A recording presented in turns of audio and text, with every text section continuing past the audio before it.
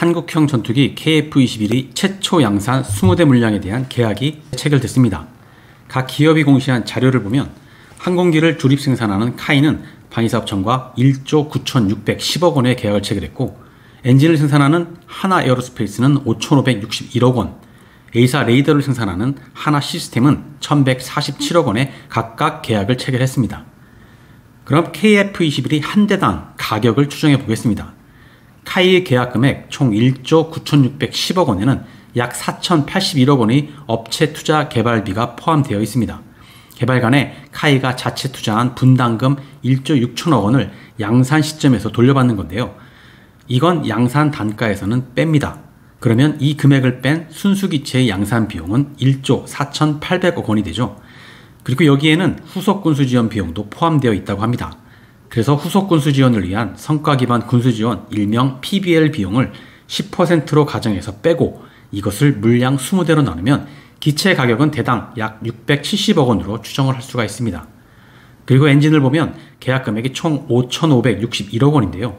여기서도 후속 군수 지원 비용을 10%로 가정해서 빼고 엔진 여유분까지 포함해 단가를 계산하면 전투기 한 대당 엔진 가격은 약 240억 원이 됩니다. 마지막 A사 레이더는 총 계약 금액이 1,147억 원이고 여기서도 후속 군수 지원 비용 10%를 빼고 단가를 계산하면 대당 50억 원 정도가 되죠. 결론적으로 기체, 엔진, 레이더 이 세 가지를 합친 KF-21의 대당 단가는 약 900억 중반으로 추정할 수가 있습니다. 이게 정확한 수치라고 할 수는 없지만 총 계약 금액과 세부 계약 내용을 따져보면 큰 차이가 나지는 않을 겁니다. 이번 계약은 KF-21 사업에서의 중대한 터닝 포인트입니다. 무엇보다 KF-21의 가격 논란에 대해 종지부를 찍은 거죠. 올 초만 해도 업체가 제시한 견적가는 대당 1,200억 원이었습니다.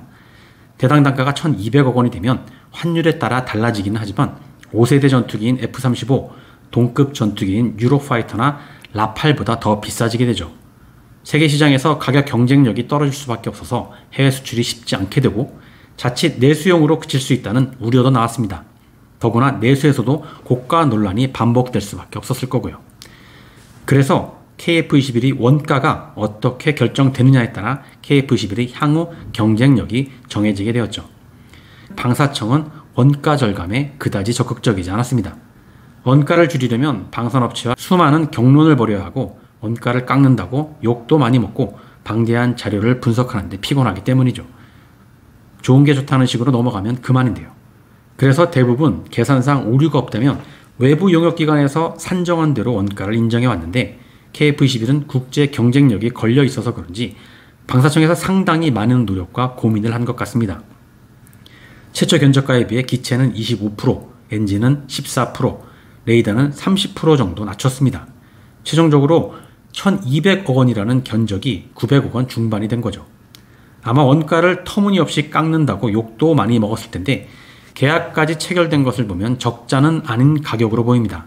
분명 기업의 이익은 다소 줄어들었겠지만 덕분에 KF-21은 지금까지 가격 논란에 종지부를 찍을 수가 있었고 세계 시장에서의 경쟁력도 확보하게 되었습니다. 그 외에 최초 양산을 20대로 하느냐 40대로 하느냐를 갖고도 많은 논란이 있었죠. 40대를 20대로 줄여 생산을 하면 가격대가 1,000억 원을 훌쩍 뛰어넘게 되고 공군의 전력 공백이 생기는 등 부작용이 심해진다는 반론 역시 만만치가 않았습니다.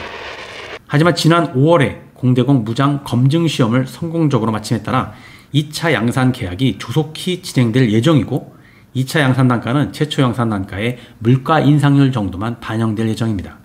애초에 최초 양산과 2차 양산이 연이어 진행될 것으로 감안해 원가를 산정했기 때문이죠. 20대를 먼저 생산한다고 단가가 1,000억 원 이상으로 치솟는 게 아님이 확인되었습니다. 최초 양산 물량에 따른 논란 역시 마침표를 찍은 거죠. KF-21의 가격 논란, 최초 양산 물량의 논란, 가격 경쟁력에 대한 우려가 이번 계약을 통해 대부분 해소가 되었습니다. 이제 남은 건 후속 개발과 시험평가에서 완전한 성능을 구현하는 것이고 이제는 외부의 논란을 걱정할 것 없이 개발에만 집중할 여건이 드디어 만들어진 겁니다.